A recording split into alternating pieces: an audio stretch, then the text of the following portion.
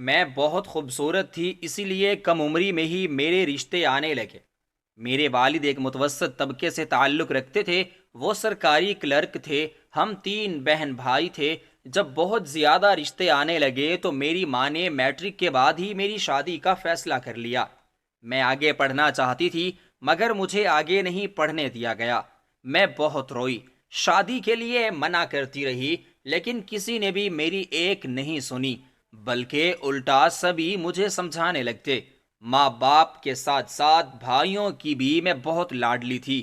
مجھے لگا کوئی تو میرا ساتھ دے گا، لیکن سبھی اس شادی کے لیے دل سے راضی تھے، اسی لیے ان سب کی خوشنودی کے لیے میں نے اپنا سر جھکا لیا۔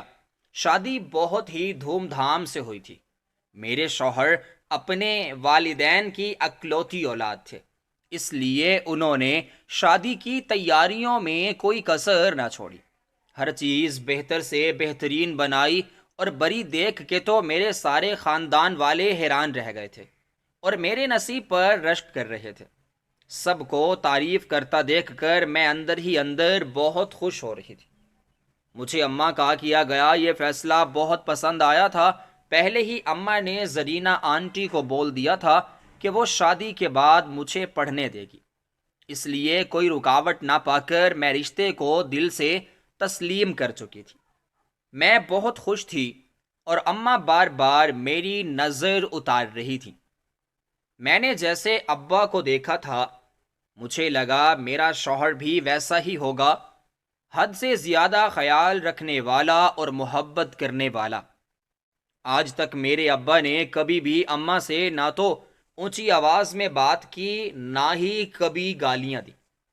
شادی دھوم دھام سے ہوئی تو دعوتوں کا ایک سلسلہ چل نکلا۔ آئے روز کسی نہ کسی جگہ ہمیں دعوت پر بھی جانا ہوتا۔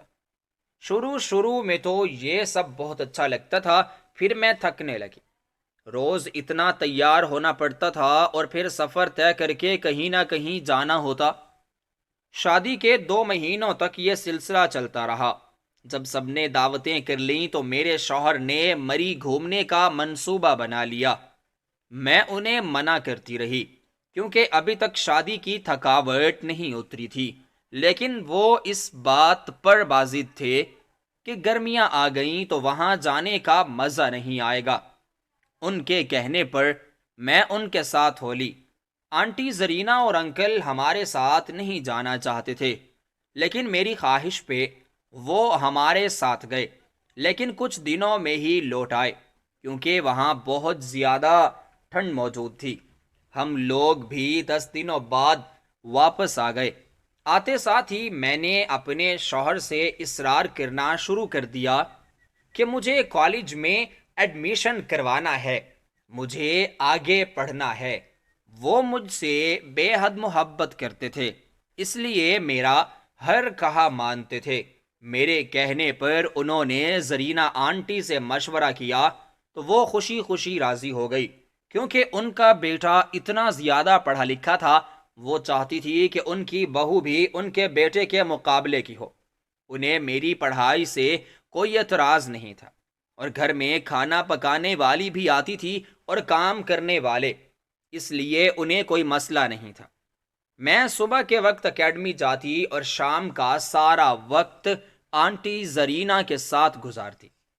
ہم ہر موضوع پر بلا جھجک گفتگو کیا کرتی تھی۔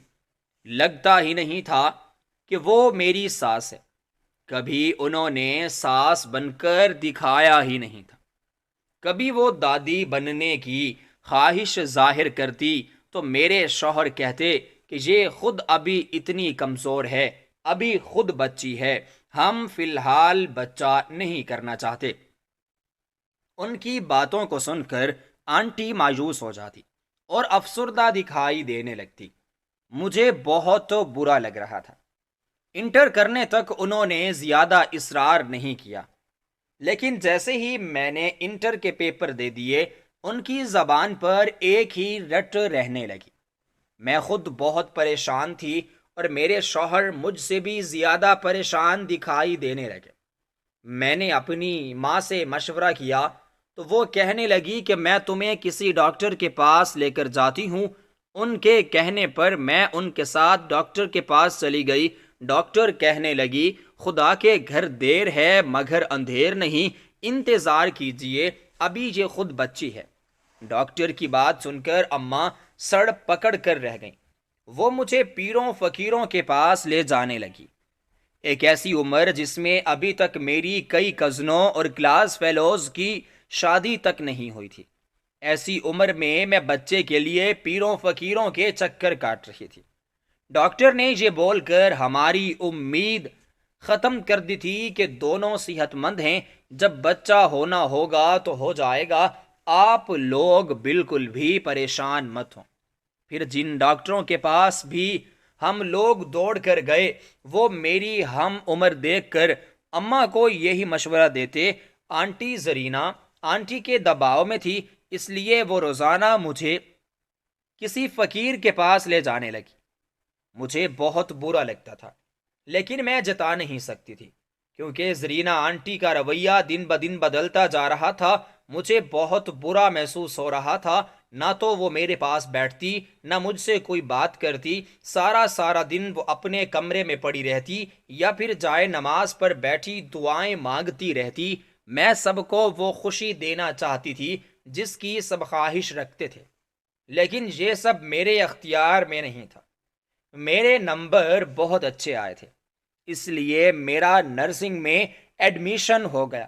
اب تو میں پہلے سے بھی زیادہ مصروف رہنے لگی تھی، بہت زیادہ پڑھنا ہوتا تھا تو زرینہ آنٹی کے پاس بیٹھنے کا وقت نہیں ملتا تھا۔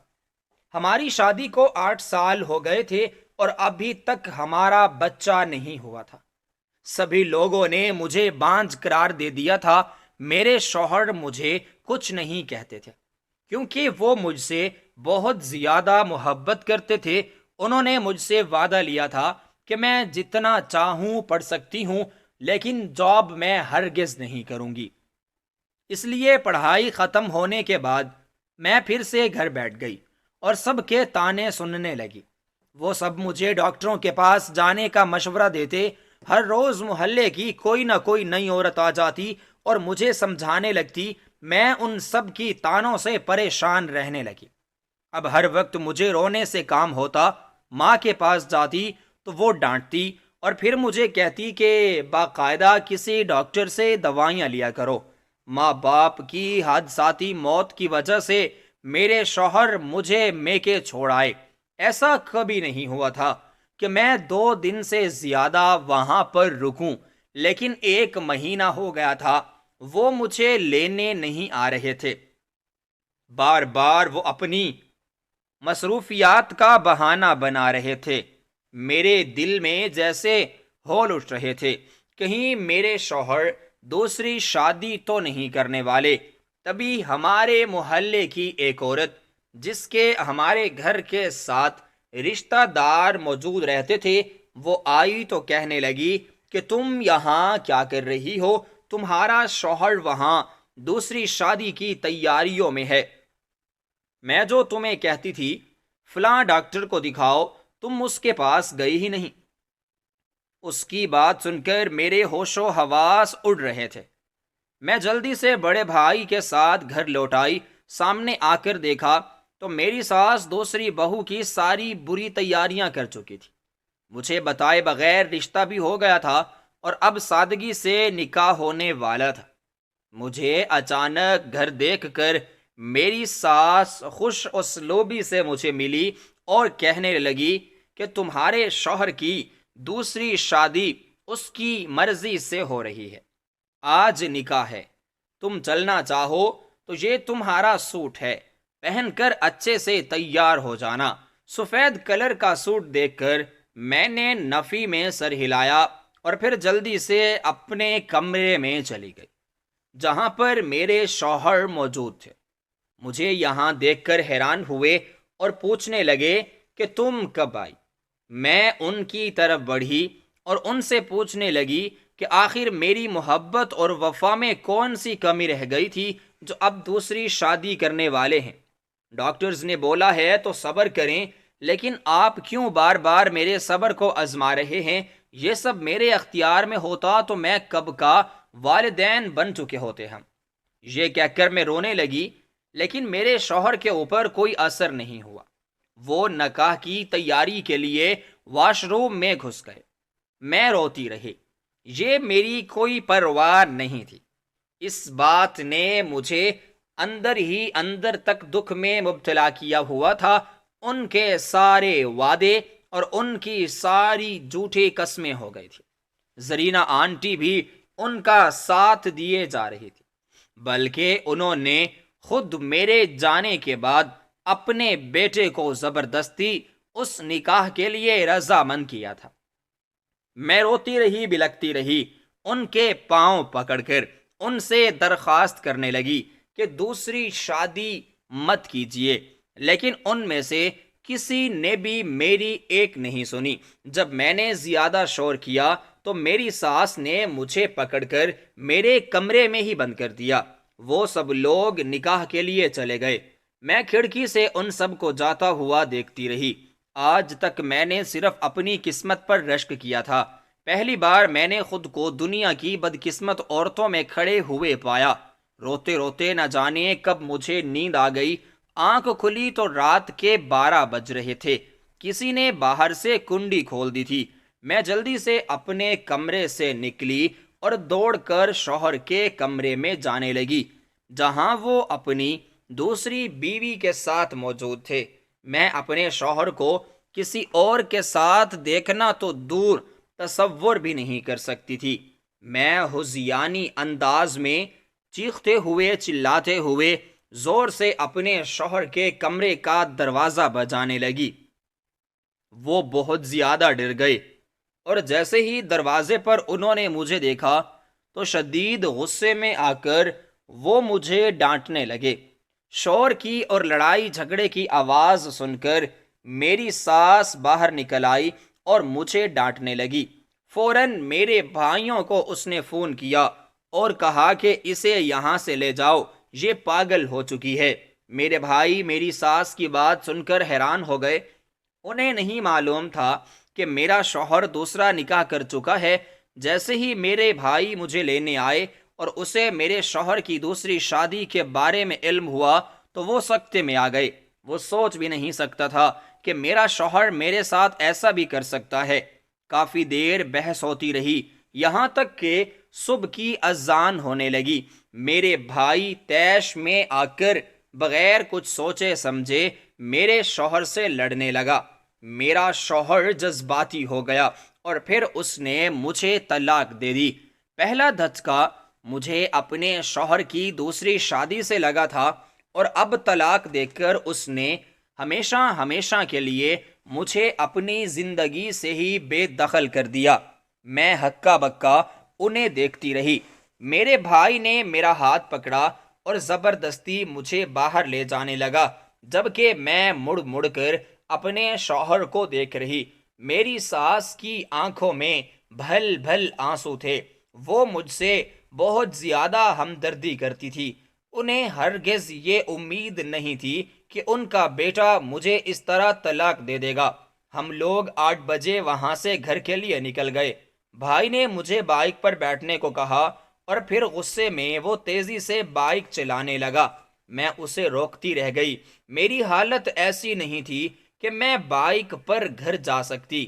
آنکھوں کے سامنے کالے سائے لہرا رہے تھے، ہاتھ اور پاؤں مسلسل کانپے جا رہے تھے۔ بھائی کو کندھے پر ہاتھ رکھے بیٹھی تھی جب میری آنکھوں کے سامنے اندھیرا چھا گیا، اور پھر تیزی سے چلتی ہوئی بائک سے میں نیچے جا گری۔ میں اتنی شدت سے نیچے جا گری تھی کہ مجھے اپنا منہ کچلتا ہوا محسوس ہوا۔ ایسے لگا جیسے میرا منہ کسی دہکتے ہوئے کوئلے پر جا پڑا ہو۔ ہوش و حواس سے بیگانہ ہونے سے پہلے میں نے لوگوں کی چیخیں اور بلند آوازیں سنی تھیں جو میرے بھائی کو زور زور سے باتیں سنا رہے تھے۔ جس کے تیز زور بائک چلانے کی وجہ سے میری یہ حالت تھی۔ اب ہوش آیا تو میں ہسپتال میں تھی۔ میرے پورے منہ پر پٹی بندھی ہوئی تھی، کچھ بھی مجھے دکھائی نہیں دے رہا تھا۔ میں بے چین ہو گئی۔ منہ پر پٹی بندھے ہونے کی وجہ سے میرا دم گھٹنے لگا۔ میں جلدی جلدی منہ پر سے پٹی کو اپنے ناخنوں سے نوچ لینا چاہتی تھی، مگر میرا بھائی آگے بڑھا، اس نے میرا بازو پکڑا اور کہنے لگا، یہ کیا کر رہی ہو تم؟ اگر پٹی اتر گئی تو تمہارا چہرہ پہلے سے بھی زیادہ خراب ہو جائے گا۔ میرا سر بہت زیادہ بھاری ہو رہا تھا۔ بھائی کی آواز مجھے ڈبل ڈبل ہو کر سنائی دے رہی تھی۔ مجھے کچھ بھی سمجھ میں نہیں آ رہا تھا۔ تبھی میرے بھائی نے ڈاکٹر کو بلایا۔ اس نے آتے ہی مجھے کوئی انجیکشن لگایا، جس کے بعد میں سکون کے ساتھ سو گئی۔ مجھے حقیقت میں بالکل بھی یاد نہیں تھا کہ میرے ساتھ کیا ہوا اور میں ہسپتال میں کیوں موجود ہوں۔ میرا کان سائیں سائیں کر رہے تھے۔ میری طبیعت سنبھلنے لگی ہے۔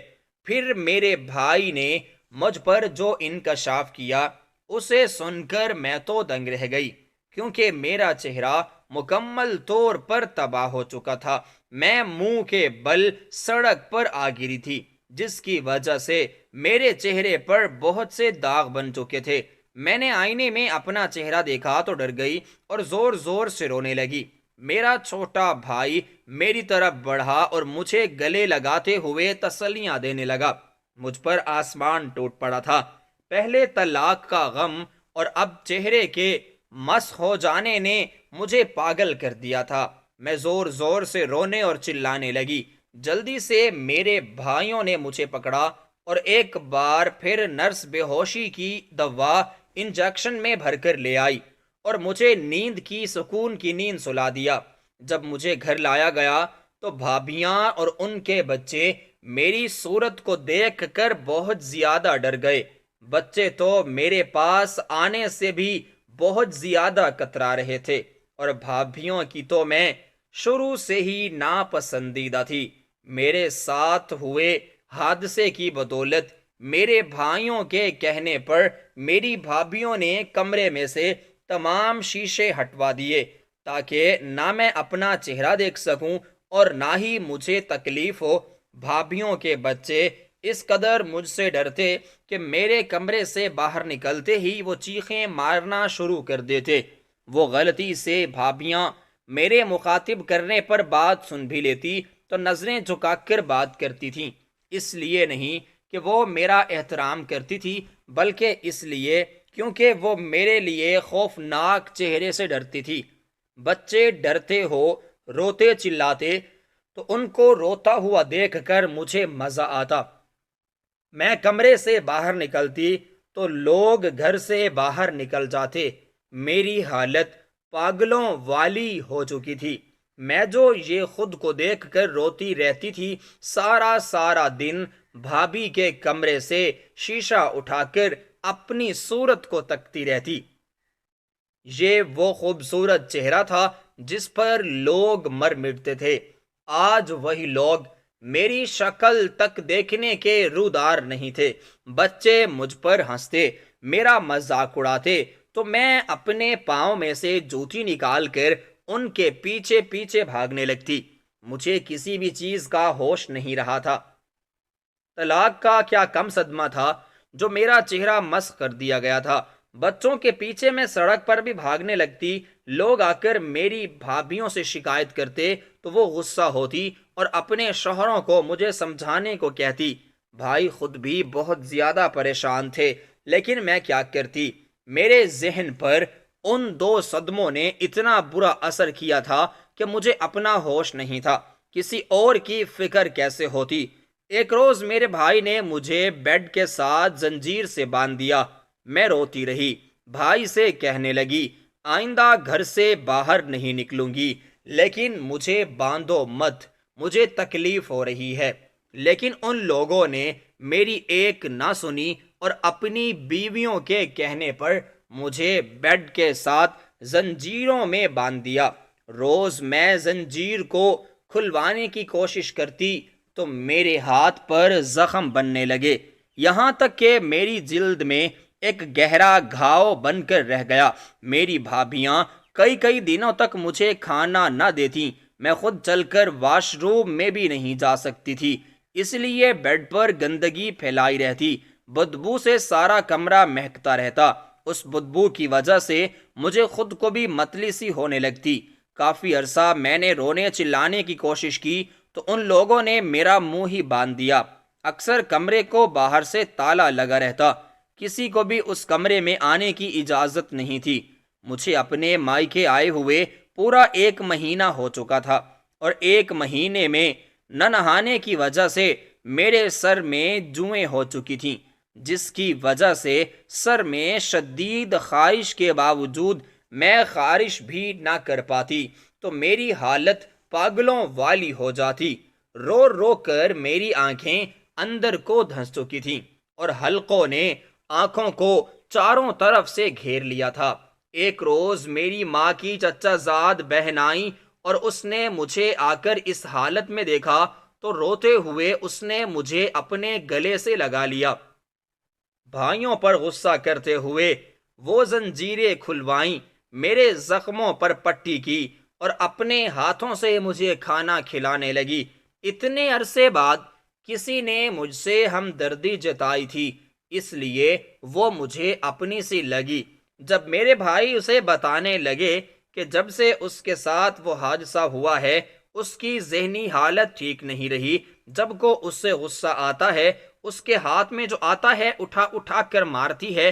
بچے اگر اس کا مذاق اڑائیں تو یہ گلی تک ان کے پیچھے بھاگتے ہوئے چلی جاتی ہے، اس لیے ہم نے اسے یہاں پر باندھ رکھا ہوا ہے۔ خالہ یہ بات سن کر بہت زیادہ رنجیدہ دکھائی دینے لگی۔ وہ کہنے لگی، تم لوگ اسے نہیں سنبھال سکتے، میں خود اسے اپنے گھر لے جاتی ہوں۔ میں نے سوچا بھی نہیں تھا کہ میری بچپن کی سگی روبینہ کی بیٹی کے ساتھ تم سب یہ کچھ ہو رہا ہے۔ اگر مجھے پہلے ہی اس بات کا علم ہوتا تو میں پہلے ہی اسے آ کر یہاں سے اپنے ساتھ ہی لے کے جاتی۔ جیسے ہی مجھے اس کی طلاق کی خبر ملی میں فوراً یہاں آ گئی۔ تم لوگوں نے اس کے ساتھ جانوروں والا سلوک کیا ہوا ہے، میں یہ ہرگز برداشت نہیں کروں گی۔ یہ کہتے ہوئے خالہ کلثوم مجھے اپنے گھر لے آئی۔ میں حیران تھی کہ وہ بنا کسی مطلب کے میرے سے اتنی محبت جتا رہی تھی۔ ایسے لگ رہا تھا جیسے میری ماں کسی اور وجود کی صورت میرے پاس لوٹ آئی ہو۔ چند دن تو بہت خوشی خوشی کے گزرے۔ ان لوگوں نے میرا علاج بھی کروایا۔ 3 مہینے تک میرا علاج چلتا رہا۔ جب میں بالکل تندرست ہو گئی، چہرے پر ابھی بھی داغ موجود تھے لیکن چہرہ دیکھنے کے قابل ہو چکا تھا۔ میں نے جاب کے لیے اپلائی کر لیا۔ میں نے نرسنگ کا کورس کر رکھا تھا۔ فوراً ایک سرکاری اسکول میں میری نوکری لگ گئی۔ میں بہت زیادہ خوش ہوئی۔ خوشی خوشی مٹھائی لے کر خالہ کلثوم کے گھر آئی تو گھر میں کوئی بھی موجود نہیں تھا۔ میں دبے پاؤں سب کو سرپرائز دینے کے لیے خالہ کے کمرے کی طرف بڑھی، لیکن لاشعوری طور پر کمرے میں لیے جانے والے میرے نام نے مجھے باہر رکنے پر ہی مجبور کر دیا۔ ویسے تو مجھے چھپ چھپ کر باتیں سننے کی عادت نہیں تھی، لیکن تجسس کے مارے میں باہر کھڑی ہو گئی، کیونکہ اندر مسلسل میرا ذکر چل رہا تھا۔ جو بات میں نے سنی اس نے میرے پیروں تلے سے زمین کھینچ لی۔ میں سوچ بھی نہیں سکتی تھی کہ اتنے عرصے تک وہ اتنی محبت اور ہمدردی میرے ساتھ اس لیے جتا رہی تھی۔ دراصل میرے نانا ابو نے 10-15 ایکڑ خریدے تھے جو دریا برد ہو گئے۔ پچھلے سال دریا کا رخ موڑ دیا گیا۔ نانا ابو وفات پا چکے تھے۔ میری امی ان کی اکلوتی اولاد تھی۔ انہوں نے یہ سب اپنی بیٹی کے نام کیا تھا، اور میری ماں یہ وصیت کر گئی تھی کہ اگر میں مر جاؤں اور وہ زمین مجھے مل جائے تو وہ زمین میری بیٹی کے نام پر کر دی جائے، کیونکہ بیٹیوں کے نام پہلے سے ہی سب کچھ ہو رکھا ہے۔ ابا جان نے اپنی ساری جائیداد بیٹوں کے نام کر دی تھی۔ انہوں نے مجھ سے پوچھا تھا۔ بھائیوں کی محبت میں آ کر میں نے وراثت لینے سے انکار کر دیا، کیونکہ وراثت لے کر میں انہیں کھونا نہیں چاہتی تھی۔ خالہ کی بات سنتے ہی مجھے تو چکر سے آنے لگے. میں سوچ بھی نہیں سکتی تھی کہ وہ اس حد تک گر جائے گی. دراصل وہ میری لا علمی میں وہ کاغذات مجھ سے دستخط کروانا چاہتی تھی. میں بت بنی دروازے کے باہر کھڑی تھی. نہ جانے کب میرے ہاتھ سے وہ مٹھائی کا ڈبہ چھوٹ کر نیچے گر گیا. آہٹ کی آواز پر خالہ اور ان کے بچے باہر آئے. مجھے باہر اس طرح ساکت کھڑے دیکھا تو سمجھ گئے کہ معاملہ کچھ اور ہے. یعنی میں نے ساری باتیں سن لی ہیں. وہ لوگ مجھے روکتے رہ گئے. میں نے اپنی ساری پیکنگ کی اور ہاسٹل لا گئی.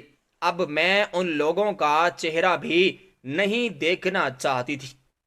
مجھے ہر اس انسان سے نفرت محسوس ہونے لگی جو بلا وجہ کی میرے سے ہمدردی جتاتا تھا. کافی عرصہ ہاسٹل رہنے کے بعد مجھے ایک سینئر نرس ملی. وہ پاس میں ہی کرائے کے مکان میں رہتی تھی. اس کا گھر بھی چھوٹا مگر بہت زیادہ پیارا تھا. ضروریات زندگی کی تمام چیزیں بھی وہاں پر مہیا تھیں. اتنی زیادہ زمینوں کا میں نے کیا کرنا تھا جو پہلے سے ہی میرے نام ہو چکی تھی. میں نے تھوڑی سی زمین بیچی اور وہ گھر خرید لیا. اب وہ گھر میری ملکیت تھا. ابھی بھی 12 ایکڑ میرے پاس موجود تھے. ہمارے ہسپتال میں ایک وارڈ بوائے کام کرتا تھا. جب اس کو میں نے اپنی یہ پریشانی بتلائی تو وہ کہنے لگا کہ زمین آپ کے اوپر فصل میں اگاؤں گا, جو منافع ہوگا وہ ہم آدھا آدھا کر لیں گے. اس کی بات مجھے سن کر بہت معقول لگی. میں نے فوراً حامی بھر لی. خالہ اور اس کے بچوں نے مجھ سے رابطہ بحال کرنے کی کوشش کی تو میں نے اپنے ہسپتال آنے جانے کے اوقات ہی تبدیل کروا لیے. نتیجتاً وہ لوگ اس واقعے کے بعد کبھی مجھ سے مل ہی نہ سکے. بھابیاں جو مجھ پر ظلم کرتی تھیں کئی دن تک مجھے کھانا نہیں دیتی تھیں. جب ان کو میرے بارے میں علم ہوا تو انہوں نے بھی رابطہ کرنے کی بہت زیادہ کوشش کی, لیکن میں نے ان کو موقع ہی نہیں دیا کہ وہ مجھ سے مل پائیں.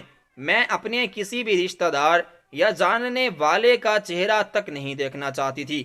میں سب سے نفرت کرنے لگی تھی. ان سب نے میرا تب ساتھ چھوڑا جب مجھے ان سب کی سب سے زیادہ ضرورت تھی. اب جب سب کچھ میرے پاس تھا تو وہ مجھ سے تعلقات بڑھانا چاہتے تھے, جبکہ مجھے معلوم تھا کہ ان کی اس ہمدردی کے پیچھے میری وہ جائیداد ہے جس کو وہ ہتھیانا چاہتے ہیں. ان کی حقیقت اب مجھ پر کھل چکی تھی, اس لیے میں ان پر کبھی بھی دوبارہ سے یقین نہیں کر سکتی تھی. ہر کوئی میرے دل سے اتر چکا تھا. اب میں اتنی زیادہ بے اعتبار ہو چکی تھی کہ کوئی چاہے قرآن مجید کی بھی قسم کھا لے, میں یقین نہیں کرنا چاہتی تھی. ایک روز میری رات کے وقت ڈیوٹی تھی جب ایمرجنسی میں ایک لڑکے کو لایا گیا جو دلہن کے لباس میں موجود تھی. اس کا چہرہ بری طرح سے زخمی تھا. ایسا لگتا تھا جیسے اس کے چہرے پر کسی نے تیزاب گرا دیا ہو. اس کی یہ حالت دیکھ کر مجھے اپنا وقت یاد آنے لگا جب میں بائک سے گر گئی تھی اور میرا سارا چہرہ ایسے ہی زخمی ہو گیا تھا. مگر میرے سے زیادہ اس لڑکی کی حالت خراب تھی. وہ مسلسل رو رہی تھی اور اپنے چہرے پر ہاتھ رکھے ہوئے تھی. وہ کسی کو بھی اپنا چہرہ نہیں دکھانا چاہتی تھی. سب ڈاکٹرز اور نرسیں اسے سمجھا کر تھک گئے. اسے بے ہوشی کی دوا دے دی گئی لیکن اس پر کوئی اثر نہیں ہوا. شاید اس نے پہلے ہی کوئی نشہ کر رکھا تھا یا پھر پہلے سے نشہ کرتی تھی, جس کی وجہ سے اس پر کوئی بھی دوا اثر ہی نہیں کر رہی تھی. اب ہمارے پاس ایک ہی حل بچا تھا کہ اسے پیار سے, محبت سے اور عقیدت سے سمجھائیں. میں نے تمام ڈاکٹر اور نرسوں کو باہر جانے کا کہا اور خود بات کرنے کا فیصلہ کر لیا. وہ سب جانتے تھے کہ میرے ساتھ ایسا حادثہ ہو چکا ہے, میں اسے زیادہ اچھے طریقے سے سمجھا سکتی ہوں, اس لیے انہوں نے مجھ پر یہ چھوڑ دیا. وہ لڑکی کچھ بھی مجھے بتانے کو تیار نہیں تھی. مسلسل روئے چلے جا رہی تھی۔ میرے لاکھ سمجھانے پر وہ اپنے چہرے کی سرجری کرانے کو تو تیار ہو گئی، لیکن ابھی بھی اس کی حالت بہت خراب تھی۔ وہ میرا ہاتھ ایسے پکڑے ہوئی تھی جیسے اگر وہ میرا ہاتھ چھوڑے گی تو اس بھیڑ میں شاید وہ کہیں گم ہو جائے گی۔ آپریشن کے دوران میں اس کا ہاتھ پکڑے کھڑی رہی، وہ مطمئن ہو کر پڑی رہی۔ اس کی طبیعت سنبھلنے میں پورے 6 مہینے لگ گئے۔ تب تک میں نے اس کی ہر ممکن ضروریات پوری کی اور کوشش کی کہ زیادہ سے زیادہ وقت اس کے ساتھ گزار سکوں تاکہ اس کا مجھ پر اعتماد بڑھے اور وہ مجھے بتائے کہ اس کے ساتھ ایسا کیا ہوا ہے جو اس کی حالت ایسی ہو گئی ہے۔ ابھی تک تو میں نے اس سے کچھ پوچھا بھی نہیں تھا۔ اسے میں نے ہسپتال سے چھٹی لی تو میں اسے لے کر اپنے گھر پر آ گئی۔ میں نہیں جانتی تھی کہ اس کے کوئی اپنے بھی ہیں یا وہ لاوارث ہے، کیونکہ جس روز اسے ایمرجنسی میں لایا گیا تھا وہ ہسپتال کے باہر ہی ہمیں ملی تھی۔ CCTV فوٹیج میں دیکھا گیا تو کوئی سبز رنگ کی کیری تھی جو اس عورت کو وہیں پھینک کر چلی گئی تھی۔ یہ تو سدا شکر ڈاکٹر عبداللہ کی اس پر نظر پڑ گئی اور پھر وہ اسے ہسپتال لے آئے۔ اس کو میرے ساتھ رہتے ہوئے 7 مہینے ہو چکے تھے۔ میں نے اسے اپنے متعلق بتایا تو اس کو مجھ پر اعتماد ہونے لگا اور پھر وہ اپنی آپ بیتی مجھے سنانے کے لیے تیار ہو گئی۔ میرا نام شازیہ ہے اور میرا تعلق ملتان سے ہے۔ مجھے نہیں معلوم کہ میں لاہور کیسے لائی گئی۔ میں ارسلان نامی اپنے کلاس فیلو سے بہت محبت کرتی تھی۔ انہی دنوں میری خالہ اپنے بیٹے کے لیے رشتہ لے کر آ گئی۔ میں نے خالہ کے بیٹے کو انکار کر دیا اور ارسلان سے التجا کی کہ وہ اپنے ماں باپ کو لے آئے۔ ہمارے ہاں خاندان سے باہر شادیاں نہیں ہوتی تھیں۔ جب میری ماں نے سنا کہ میں اپنے کسی کلاس والے سے محبت کرتی ہوں تو انہوں نے مجھے خوب مارا اور زبردستی میرا نکاح خالہ سے بیٹے کے کرنے کی کوشش کی۔ ایک روز موقع دیکھ کر میں گھر سے بھاگ نکلی۔ گلی میں ہی ارسلان میرا انتظار کر رہا تھا۔ ہم لوگ وہ علاقہ چھوڑ کر ہمیشہ کے لیے کوٹدو آ گئے۔ یہاں ارسلان اور میں ایک مکان میں بغیر نکاح کے 2 مہینوں تک رہے۔ میں اسے بار بار مجبور کر رہی تھی کہ وہ مجھ سے نکاح کرے، لیکن وہ مسلسل ٹال مٹول سے کام لے رہا تھا۔ مجھے سمجھ نہیں آ رہی تھی کہ یہ سب کیا ہو رہا ہے۔ ہمیں کرائے کے مکان میں رہتے رہتے 1 مہینہ گزر گیا۔ جب کرایہ دار پیسے مانگنے کے لیے آیا تو ارسلان نے یہ کہہ کر اسے گھر سے نکال دیا کہ میں پیسے لے کر واپس آ جاؤں گا، تم میرا انتظار کرنا۔ جب وہ چلا گیا میں کرائے والے مکان میں اکیلی موجود تھی۔ تبھی مالک مکان گھر میں داخل ہوا اور آتے ساتھ ہی وہ مجھ سے زبردستی کرنا شروع ہو گیا۔ میں نے اسے دھکا دے دیا اور کہا کہ تمہیں شرم نہیں آتی؟ میں تمہاری بیٹی کی عمر کی ہوں۔ وہ کہنے لگا، تم جیسی گھر سے بھاگی ہوئی لڑکیوں کے ساتھ یہی ہوتا ہے، وہ رکھیل بن کر رہ جاتی ہیں۔ وہ آدمی تمہیں چھوڑ کر چلا گیا ہے اور اس نے کہا ہے کہ تم کرایہ اس سے لے لو، اور تمہارے پاس پیسے دینے کو تو ہے نہیں۔ اس کے پاس مجتے ہوئے میں نے اسے زوردار تھپڑ مارا اور پھر اس گھر سے بھاگتے ہوئے باہر جانے لگی۔ وہ آدمی بھی میرے پیچھے بھاگا۔ اس نے میرا دوپٹہ کھینچ کر دور پرے پھینک دیا۔ تب بھی میں وہاں پر رکی نہیں، جلدی سے دروازے تک پہنچ گئی۔ دروازہ کھولنے لگی جو اوپر سے بند تھا۔ میں بہت زیادہ ڈری ہوئی تھی اور میں مسلسل روئے جا رہی تھی۔ اس آدمی کو مجھ پر ذرا رحم نہیں آ رہا تھا۔ جیسے ہی وہ آدمی میرے قریب آیا تو میری چیخیں اور رونے میں بہت زیادہ اضافہ ہونے لگا۔ یہ شام کا وقت تھا جب وہ آدمی میری طرف بڑھا۔ میں نے اسے اتنی زور سے دھکا دیا کہ وہ دیوار کے ساتھ جا لگا۔ جیسے ہی اس کا سر پوری قوت سے دیوار کے ساتھ لگا، فوراً وہاں سے خون بہنے لگا۔ اس کی یہ حالت دیکھ کر میں ڈر گئی، گھبراہٹ کے مارے ہاتھ کانپ رہے تھے۔ مجھے سبق مل چکا تھا کہ گھر سے بھاگی ہوئی لڑکیوں کے ساتھ معاشرے والے کیا برتاؤ کرتے ہیں۔ میں نے توبہ کر لی اور پھر کسی طرح بھاگتے ہوئے گھر پہنچ گئی۔ یہاں میرے گھر والے میرے خون کے پیاسے تھے۔ سدا شکر ابا اور بھائی گھر پر موجود نہیں تھے۔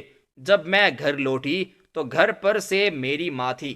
میں نے جیسے ہی اپنی ماں کو اتنے دنوں بعد دیکھا تو جذباتی ہو کر میں فوراً انہیں گلے لگانے کے لیے آگے بڑھی، لیکن انہیں مجھے دھکا دے دیا اور کہا کہ اگر اپنی جان پیاری ہے تو یہاں سے چلی جاؤ، ورنہ تمہارا باپ اور بھائی تمہیں ٹکڑے ٹکڑے کر دیں گے۔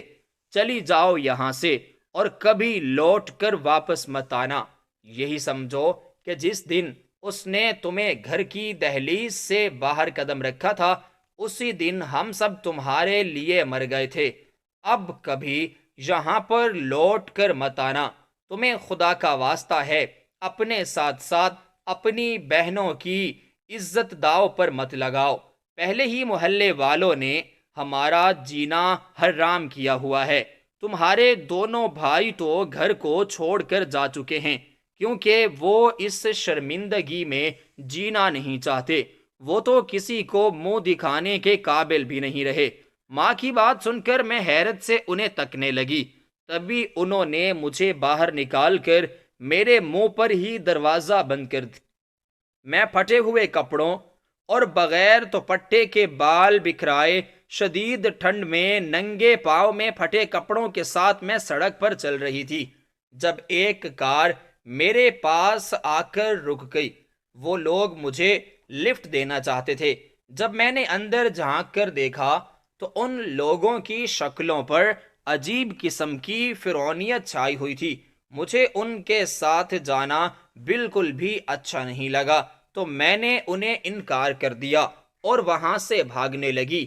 وہ لوگ بھی گاڑی سے نکل کر میرے پیچھے پیچھے بھاگنے لگے۔ کبھی ان لوگوں نے مجھے دبوچ لیا اور زبردستی کوٹھے پر لے آئے۔ کوٹھے کی مالکن مجھے دیکھ کر ان لوگوں کو دوا اور داد دینے لگی اور خوب سارا انعام بھی دیا۔ وہ لوگ خوشی خوشی وہاں سے واپس چلے گئے، لیکن میری زندگی ان لوگوں نے اجیرن بنا کے رکھ دی تھی۔ وہ عورت مجھے رقص کرنے کا کہتی اور کہتی کہ اگر میں نے یہ سب ہی سیکھا ہے تو وہ مجھے جسم فروشی پر مجبور کرے گی۔ کئی دنوں تک میں ڈیٹھ بھنی اس کی مار سہتی رہی۔ ایک روز اس نے ایسے ہی مجھے کسی درندہ صفت انسان کو سونپ دیا جس نے میری روح کو چھلنی کر دیا۔ اب میں زندہ لاش کے سوا کچھ بھی موجود نہیں تھی۔ مجھے شدت سے اپنے گھر والے یاد آ رہے تھے۔ میں نے ان کا سر شرمندگی سے جھکایا تھا اور اسی کا ہی مجھے صلہ مل رہا تھا۔ جب میرے ساتھ یہ حادثہ ہوا تو میں اس عورت کی بات ماننے پر مجبور ہو گئی۔ میں نے رقص سیکھنا شروع کر دیا کیونکہ اسی میں ہی میں اپنی بچی ہوئی عزت کو بچا سکتی تھی۔ ایک روز میرے رقص سے متاثر ہو کر ایک نواب زادے نے مجھے خریدنا چاہا۔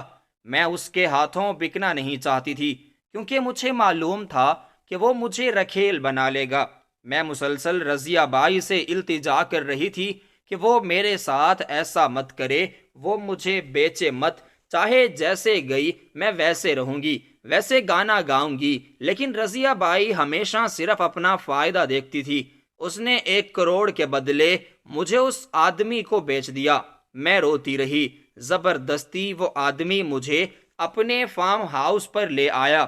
اس نے مجھے دلہنوں کی طرح سجایا اور میرے ساتھ رات گزارنے کی تیاری کرنے لگا، لیکن موقع پاتے ہی ایک بار پھر میں اس آدمی کے چنگل سے بھاگ نکلی۔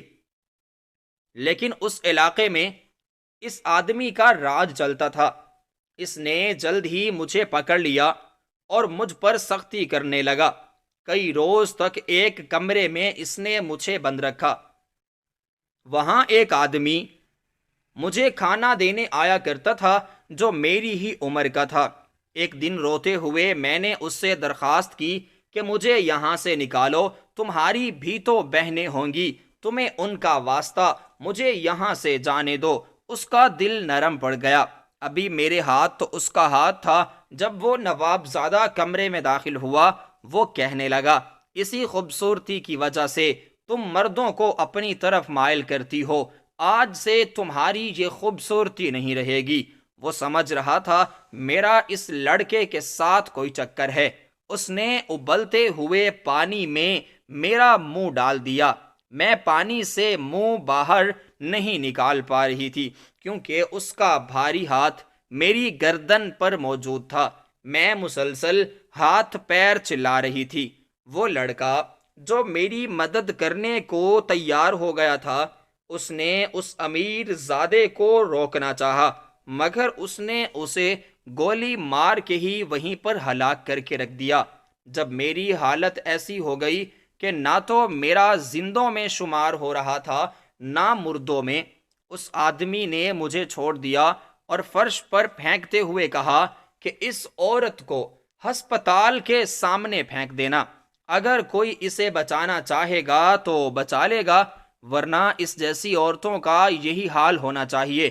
ایسوں پر تو تھوکنا بھی پسند نہیں کرتا، فقط وقت گزاری کے لیے یہاں اس کو لایا تھا۔ اب یہ میرے کسی کام کی نہیں رہی، لے جاؤ اسے۔ اس کے ملازم مجھے اٹھا کر ہسپتال کے سامنے پھینک گئے، اور پھر ڈاکٹر عبداللہ نے مجھے دیکھا تو یہاں لے آئے، اور پھر انہی کی ہمدردی کی بدولت میری ملاقات آپ سے ہوئی، اور آپ نے میرا اتنا اچھا خیال رکھا کہ جیسے میری بڑی بہن ہو۔ میں کبھی بھی آپ کا یہ احسان زندگی بھر نہیں بھلا سکتی۔ روتے ہوئے اس نے مجھے گلے سے لگا لیا۔ اس کی یہ بات سن کر میری آنکھوں سے آنسو بہنے لگے۔ وہ تو مجھ سے زیادہ سہ کر آئی تھی۔ نہ جانے عورتوں کے ساتھ ہی ہمیشہ ایسا کیوں ہوتا ہے، ہمیشہ ظلم و ستم ان پر کیوں کیے جاتے ہیں۔ شازیہ نے میٹرک کیا ہوا تھا۔ کسی طرح اس کے کاغذات حاصل کر کے میں نے اسے کالج میں ایڈمیشن دلوا دیا، اور اس سے درخواست کی کہ خوب دل لگا کر تعلیم کو حاصل کرنا تاکہ اپنے پیروں پر کھڑی ہو سکو۔ سال گزرتے گئے، یہاں تک کہ شازیہ نے انٹر میں اتنے اچھے نمبر لیے کہ اس کا MBBS میں ایڈمیشن ہو گیا۔ میں اس کے تمام اخراجات اٹھا رہی تھی۔ وہ مجھے آپا کہہ کر بلاتی تھی، اور مجھے بھی کوئی اعتراض نہیں تھا۔ اس کا MBBS میں ایڈمیشن ہو گیا اور وہ کالج جانے لگی۔ ہم دونوں ہی ایک دوسرے کا واحد سہارا تھیں۔ ایک روز شازیہ کالج گئی ہوئی تھی، طبیعت خرابی کی وجہ سے میں گھر پر موجود تھی۔ جب مسلسل دستک ہونے لگی، بخار کی وجہ سے مجھ سے اٹھا نہیں جا رہا تھا، لیکن میں نے ہمت اپنے اندر جمع کی اور جا کر دروازے کو کھولا تو دیکھا شازیہ کے ساتھ کچھ مہمان آئے تھے۔ میں جلدی سے سر تو پٹا کیا اور انہیں اندر آنے کی اجازت دی۔ گیٹ بند کرنے کے بعد جب شازیہ کو اندر کچن میں بلایا گیا تو وہ کہنے لگی، آپ اچھے سے چائے بنا کر ڈرائنگ روم میں لے آئیے، میں آپ کو سب بتاتی ہوں۔ وہ لوگ چائے پینے کے بعد خوش گپیوں میں مصروف ہو گئے۔ میں وہاں بیٹھی کنفیوز سی ہو رہی تھی۔ طبیعت خرابی کی وجہ سے بیٹھا بھی نہیں جا رہا تھا، اس لیے معذرت کر کے میں اپنے کمرے میں آ کر سو گئی۔ شام کے وقت جب میں اٹھی تو شازیہ گھر پر موجود تھی اور بہت زیادہ خوش دکھائی دینے لگی تھی۔ ان میں مہمانوں کے ساتھ جو ایک لڑکا وہاب آیا تھا، وہ کچھ زیادہ ہی شازیہ کے ساتھ بے تکلف ہو رہا تھا۔ مجھے لگا شاید ان دونوں کے درمیان کچھ چل رہا ہے۔ تبھی جب میں نے شازیہ سے پوچھا تو وہ کہنے لگی، ہم صرف دوست ہیں۔ اس کی اس بات پر میں مسکرا دی۔ دراصل وہاب جو تھا وہ اس کا کلاس فیلو تھا۔ وہاب اور اس کی جڑوا بہن سمرینہ دونوں شازیہ کے کلاس فیلو تھے، اور دونوں کے ساتھ ان کے کچھ اور کلاس فیلو بھی آئے تھے۔ وہ سب کے سب مجھ سے آ کر ملنا چاہتے تھے، لیکن طبیعت کی خرابی کی وجہ سے میں ان کے درمیان زیادہ دیر بیٹھ نہ سکی۔ شازیہ نہ جانے کس بات پر مسکرائے جا رہی تھی۔ مجھے لگا شاید وہاب کے گھر میں آنے کی خوشی میں ہی وہ اتنی خوش ہوئی جا رہی تھی، کیونکہ جب سے وہ کالج گئی تھی تب سے وہاب کا وہ بہت زیادہ ذکر کرنے لگی تھی، اور اس کے ذکر پر اس کے گال گلابی ہونے لگتے تھے۔ یہیں سے ظاہر ہونے لگا کہ وہ اسے پسند کرتی ہے۔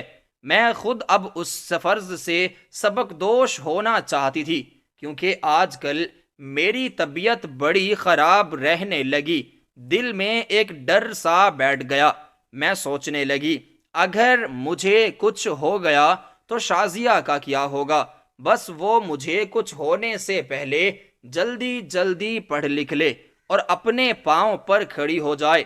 مجھے نہیں معلوم تھا کہ اس نے میرے بارے میں کچھ اور سوچ رکھا ہے۔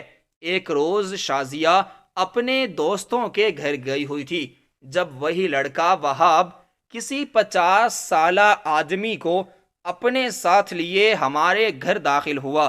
میں اسے بتانے لگی کہ شازیہ گھر پر موجود نہیں ہے۔ وہ کہنے لگا کہ میں نے اسے کال کی ہے، وہ بھی آ رہی ہے، بس آپ سے اجازت لینی ہے۔ میں سمجھ گئی کہ وہ اپنے اور شازیہ کے رشتے کے بارے میں بات کرنے والا ہے۔ شازیہ کے آتے ہی اس نے وہ بات چھیڑ دی۔ کہنے لگا، ہم اپنے والد کی دوسری شادی کروانا چاہتے ہیں، وہ بھی ڈاکٹر ہیں اور ملتان میں رہتے ہیں۔ اگر آپ کو کوئی اعتراض نہ ہو تو ہم جلد از جلد والد صاحب کا نکاح کروانا چاہتے ہیں۔ وہ بہت اکیلا محسوس کرتے ہیں، اس لیے ہم ان کی دوسری شادی کروانا چاہتے ہیں۔ انہوں نے جو بات کی اس نے میرے سر پر آسمان گرا دیا۔ میں حیرت سے ان لوگوں کو تکنے لگی۔ جب وہ لڑکا وہاب میرے ہاتھ میں اپنے باپ کی آ کر تصویر تھما گیا، شاید وہ سب لوگ میرے اس ری ایکشن کی وجہ سے ڈرے جا رہے تھے، اس لیے وہ فوراً چلے گئے۔ میں کمرے میں آئی تو شازیہ آ کر مجھے سمجھانے لگی۔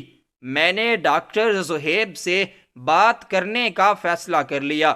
پہلی ملاقات میں ہی انہوں نے مجھے اتنا متاثر کیا کہ میں نکاح کے لیے راضی ہو گئی۔ دوسرا، شازیہ بہت زیادہ اصرار کر رہی تھی۔ وہ اس بات پر افسردہ تھی کہ وہ ہاسٹل چلی جاتی ہے اور پیچھے مجھے اکیلا رہنا پڑتا ہے۔ وہاں جا کر بھی اسے یہی خوف رہتا ہے کہ نہ جانے میں صحیح سلامت بھی ہوں یا نہیں ہوں، کیونکہ بیچ میں ایک بار میری طبیعت خراب ہو گئی تھی اور پھر پڑوسیوں نے مجھے ہسپتال پہنچایا تھا۔ اس کے بعد سے ہی اس کے دل میں ڈر بیٹھ گیا، اور اب وہ اس کا ڈر کا مکمل طور پر علاج کرنا چاہتی تھی۔ اس لیے ہی اس نے ڈاکٹر زہیب کو بطور جیون ساتھی میرے لیے پسند کر لیا۔ اب مجھ سے یہ بات منوانے کے لیے در پر تھی کہ میں سادگی سے ہونے والے اس نکاح کے لیے راضی ہو جاؤں۔ میں نے بھی اس بات کی حامی ہی بھر لی تھی۔ مجھے بہت زیادہ ڈر لگ رہا تھا، کیونکہ میرا پہلا تجربہ بالکل بھی اچھا نہیں تھا، لیکن ڈاکٹر زہیب نے مجھے وہ عزت دی، وہ مقام دیا جس کی میں حقدار تھی۔ بعد میں جب شازیہ اور وہاب کی پڑھائی مکمل ہو گئی تو ہم نے ان دونوں کی دھوم دھام سے شادی کر دی۔ یوں شازیہ اور میں پھر سے ایک گھر میں اکٹھے ہو گئے۔ ہم دونوں کی موجودگی میں گھر سکون کا گہوارہ بن چکا تھا۔ خدا نے ہم دونوں کو اتنی آزمائشوں سے گزارنے کے بعد ایک ایسی زندگی دی تھی جو کسی کی بھی پہلی خواہش ہو سکتی تھی۔